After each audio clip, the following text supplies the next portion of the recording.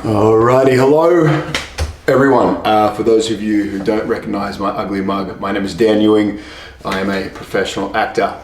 So why am I here on the great Gary Lynn's channel? Simple as this. I think every kid grows up somewhere watching movies or having these experiences and our imagination runs wild, and then we step into the movie space. And I was actually lucky enough to do a film with a bunyip element.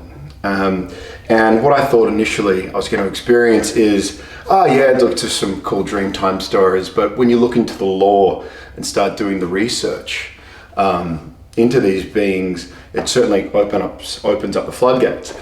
Cut to a few years ago when I moved to Brisbane and I needed some windows tinted. I actually came into contact with the great Gary Lynn and we got to talking, and to say my mind has been opened to a whole nother world, a whole nother energy, a whole nother realm is an understatement.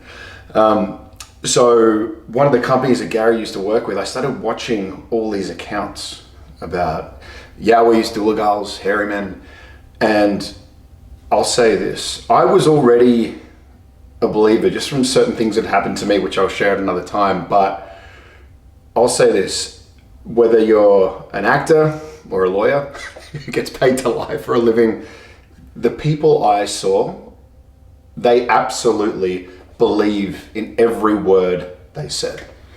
I expected to hear a few, quote unquote, people who are nuts with these hoaxes and whatever, but I quite literally listened to just harrowing tales. And these aren't, people who I would sort of categorize as believers, quote unquote. These aren't people who go to conventions, who want to believe, who go and search, who research. I'm sure a lot of them have turned into researchers.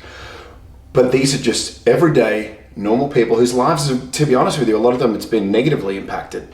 With everything from truck drivers to just mothers trying to take their kids for swims in dams. There are things and there are similarities in these stories that cannot be denied. And I, for one, I don't know for a fact because I haven't seen it or felt it yet. But these people believe what they're saying, and I think that should be enough to show them their respect of hearing them out and not making them feel less than for their experiences. So I say all that to say, the great Gary Lynn has just pulled up in my driveway and we're about to head out to Bellbird Grove, which is obviously a very big hotspot for Yowie Dooligal activity. Those of you who know there's some very interesting things going on in that neck of the woods. So I'll just sort of touch base with you guys and just see where this goes. But I'm excited, and I'll see you guys soon. Buddy. Hello everyone, Dan Ewing back again. It's about, let me check my watch, 1 a.m. in the morning. The watch is on the charger. The laundry's going, so I apologize for the noise. Incredible experience with Gary Lynn, Jeremy from Agalud, and Matt, who was out there with us today as well. Not a massive amount of activity. That's the washing machine, not activity. Not a massive amount of activity. In fact, the bush at Bellbird Grove was eerily quiet for a very long time.